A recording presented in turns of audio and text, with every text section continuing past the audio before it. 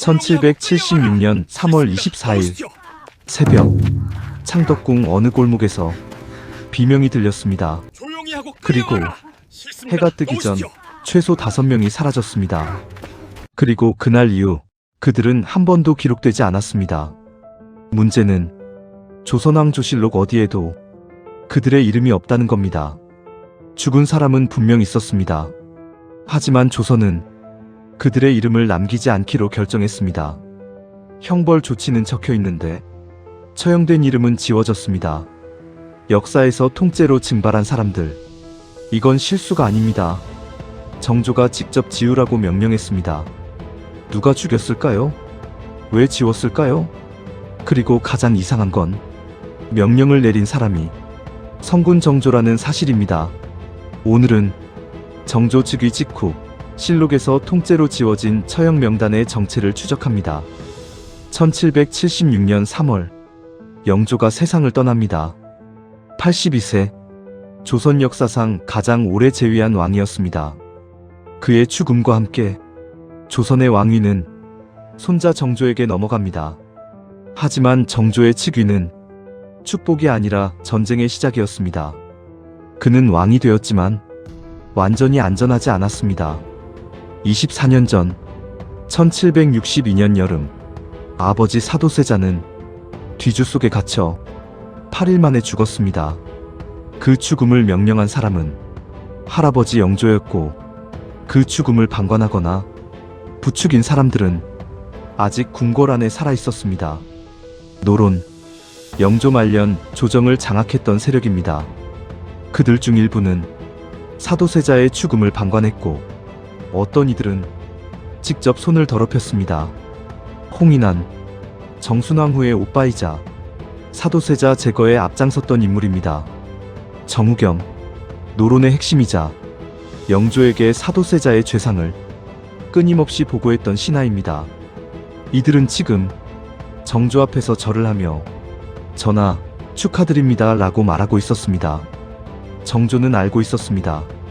자신을 왕으로 만든 사람들 중 누군가는 자신의 아버지를 죽인 사람이라는 것을. 그래서 정조가 왕위에 오른 순간 궁궐 안은 긴장으로 가득 찼습니다. 누가 먼저 칼을 뽑을 것인가? 보통 새 왕은 대사면을 내립니다. 과거를 덮고 새 출발을 알리는 의식입니다. 그런데 정조는 달랐습니다. 즉위 첫날부터 그는 말했습니다. 나는 사도세자의 아들이다. 이 한마디는 선언이었습니다. 나는 복수를 잊지 않았다는. 그리고 즉위 3주 만에 비밀 체포가 시작됩니다. 실록을 보면 1776년 3월 24일 기록에 이런 문장이 나옵니다. 국문 후 엄히 다스렸다. 딱 이 한 줄입니다. 이 문장, 보통 뒤에 뭐가 붙을까요? 누구를 장형 80대에 처하고 누구를 유배 보냈으며 누구를 사사하였다. 조선왕조실록은 이런 식으로 기록합니다. 예를 들어볼까요? 1545년 인종시기 기록입니다. 윤원영의 일파, 윤원노를 국문하여 유배에 처하다. 역시 명확합니다. 그런데 정조 즉위 직후 기록은 국문 후 엄히 다스렸다. 끝입니다. 이름이 없습니다. 죄목도 불분명합니다. 형벌도 애매합니다.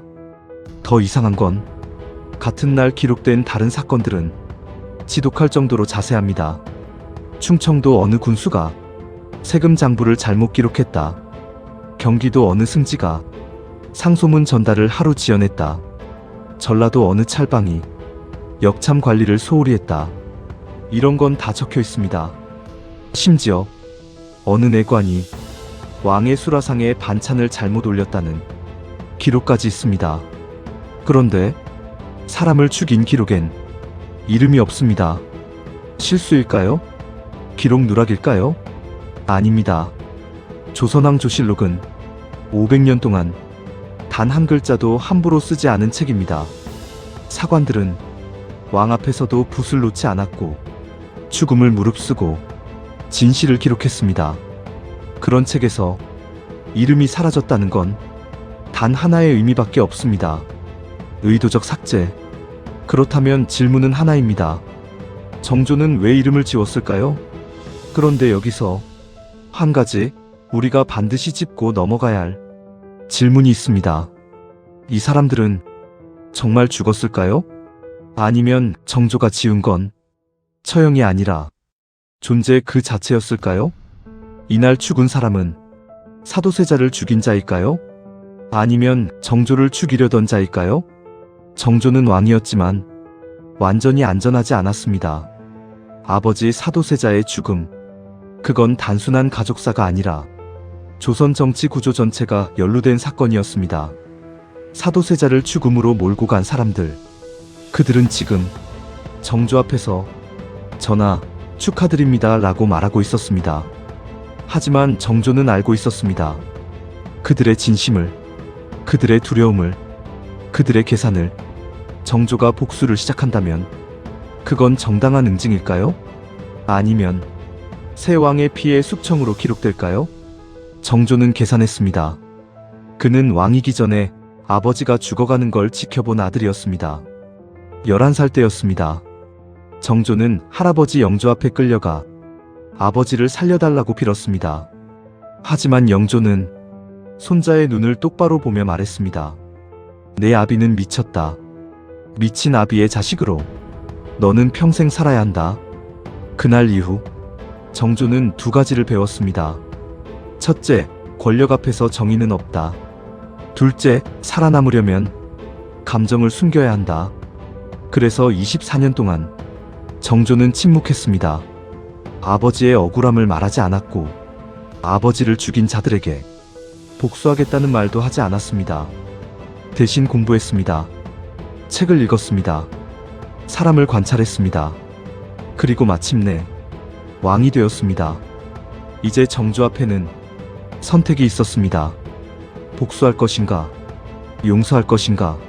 하지만 정조는 제3의 길을 택했습니다. 복수는 하되 기록은 남기지 않는 것. 만약 즉위 직후 아버지 죽음과 연결된 인물들을 공개 처형한다면 반발 세력에게 정조는 사적 복수를 하는 폭군이라는 명분을 줄 수 있습니다. 그래서 정조는 사람은 죽이되 기록은 죽이지 않기로 결정한 겁니다. 권력은 사람을 죽일 수 있지만 기록은 권력조차 죽일 수 있습니다. 정조는 그걸 알고 있었습니다. 그렇다면 실제로 누가 사라졌을까요? 조선왕 조실록엔 없지만 다른 기록을 뒤지면 단서가 나옵니다. 승정원 일기, 왕의 비서실 기록입니다. 실록보다 훨씬 자세하고 날짜별로 누가 입궐했는지, 누가 어떤 보고를 했는지까지 모두 적혀 있습니다. 이걸 정조 즉위 전으로 대조하면 이상한 점이 보입니다. 1776년 3월 10일 어떤 인물이 입궐 기록에 있습니다. 정상적으로 업무를 보고하고 퇴궐했다고 적혀 있습니다. 3월 15일 같은 인물 다시 입궐. 3월 20일 또 입궐. 그런데 3월 25일 이후 갑자기 사라집니다. 더 이상 이름이 없습니다. 그 사이 딱 2주입니다. 한 사람이 아닙니다. 최소 5명 이상의 이름이 같은 패턴으로 사라집니다. 더 결정적인 건 개인 문집과 족보입니다. 어떤 가문의 족보를 보면 특정 인물의 기록이 1776년에서 딱 끊깁니다. 사망 원인 병사. 하지만 같은 시기 다른 집안 기록을 보면 이런 문장이 나옵니다. 1776년 봄, 우리 가문은 큰 화를 입었다. 영모 연루로 가산이 몰수되고 집안이 풍비박산났다. 영모, 누구의 영모일까요? 실록엔 없습니다. 승정원 일기에도 명확하지 않습니다. 하지만 사람들은 알고 있었습니다. 정조 즉위 직후 누군가는 분명히 사라졌다는 것을, 그리고 그 이유가 24년 전 어떤 사건과 연결되어 있다는 것을. 여기서 한 사람을 상상해 봅시다. 1762년 여름, 뒤주 앞을 지켰던 한 명의 병사. 그는 명령을 받았습니다. 뒤주를 지키고 누구도 가까이 오지 못하게 하라고. 8일 동안 그는 그 자리를 지켰습니다. 뒤주 안에서 들려오는 사도세자의 신음소리를 그는 매일 밤 들어야 했습니다. 그리고 8일째 되던 날 소리가 멈췄습니다. 그 병사는 24년 동안 그날의 기억을 안고 살았습니다. 그런데 1776년 3월 어느 날 갑자기 체포됩니다. 왜일까요? 그는 알고 있었기 때문입니다. 사도세자가 어떻게 죽었는지를. 정조에게 그 병사의 존재는 살아있는 증거였습니다. 그래서 정조는 그의 이름을 역사에서 지운 겁니다. 단서는 또 있습니다. 정조 즉위 2년 후인 1778년 홍인환이 사사됩니다. 정순왕 후의 오빠이자 사도세자 죽음에 깊이 연루된 인물입니다. 죄목은 영무음모. 하지만 실록을 보면 구체적 증거는 애매합니다. 정조는 홍인환을 죽이기 위해 2년을 기다렸습니다. 즉위 직후가 아니라 왕권이 어느 정도 안정된 후에 움직인 겁니다. 그렇다면 즉위 직후 사라진 그 사람들은 누구였을까요? 홍인환보다 더 급하게 제거해야 할 사람들, 실록의 이름조차 남기면 안 되는 사람들, 아마도 사도세자의 죽음 현장에 직접 있었던 사람들일 겁니다. 뒤주를 준비한 사람, 뒤주의 자물쇠를 채운 사람, 8일 동안 그 앞을 지킨 사람, 그들의 이름은 정조에게 평생 지워야 할 악몽이었을 겁니다. 그래서 많은 학자들은 이 사건을 즉위 직후 숙청으로 정리합니다. 정조가 아버지의 원수를 조용히 제거했다고. 하지만 여기서 이야기를 끝내면 가장 중요한 사람이 빠집니다. 누구일까요? 왜 정조는 이름을 지웠을까요? 가설 1. 정치적 명분론. 정조는 성군의 이미지를 원했습니다. 그는 자신을 아버지를 복수하는 왕이 아니라 백성을 위하는 개혁군주로 기억되기를 원했습니다. 즉위 직후 대규모 숙청을 공개적으로 기록한다면 복수의 왕이라는 낙인이 찍힙니다. 그래서 조용히 처리하고 기록에선 지운 겁니다. 역사가 기억하지 못하는 복수는 복수가 아니라 정리입니다. 가설 2. 반대 세력과의 협상. 정조 혼자서는 조정을 장악할 수 없었습니다. 노론 전체를 적으로 돌리면 왕권 자체가 흔들립니다. 그래서 정조는 노론 내부를 분열시켰습니다. 일부는 제거하되 일부는 포섭한 겁니다. 그 대가로 제거된 사람들의 이름은 역사에서 지운다는 암묵적 거래가 있었을 가능성입니다. 당신들의 명예는 지켜주겠다. 대신 나에게 충성하라. 이런 협상 말입니다. 가설 3. 정조 자신의 내면. 정조는 평생 아버지의 죽음 앞에서 단 한 번도 정의로울 수 없었던 사람입니다. 복수를 하면 아버지를 미친 사람으로 만든 할아버지 영조를 부정하는 것이고, 복수를 안 하면 아버지를 저버리는 부류입니다. 그래서 정조는 제3의 길을 택했습니다. 사람은 죽이되 역사는 모르게 하는 것. 그렇게 하면 정조는 효자도 되고 성군도 될 수 있습니다. 하지만 그 선택의 대가는 평생 짊어져야 할 죄책감이었을 겁니다. 어느 쪽도 단정할 수 없습니다. 남아있는 기록이 너무 적고 서로 모순되기 때문입니다. 조선왕 조실록은 모든 걸 기록한 책이 아닙니다. 기록하지 않기로 선택한 권력의 흔적도 함께 담겨 있습니다. 정조 즉위 직후 사라진 그 하루, 그날 지워진 이름들은 지금도 역사 밖에서 침묵하고 있습니다. 역사는 승자의 기록이 아니라 기록자의 선택입니다. 기록은 남아도 진실은 사라집니다. 이 채널은 기록에서 사라진 이름을 하나씩 다시 불러내는 곳입니다.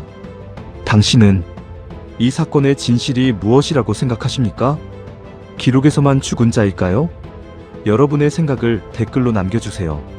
이런 사라진 기록을 계속해서 함께 추적하고 싶다면 구독과 좋아요로 함께 해주시기 바랍니다.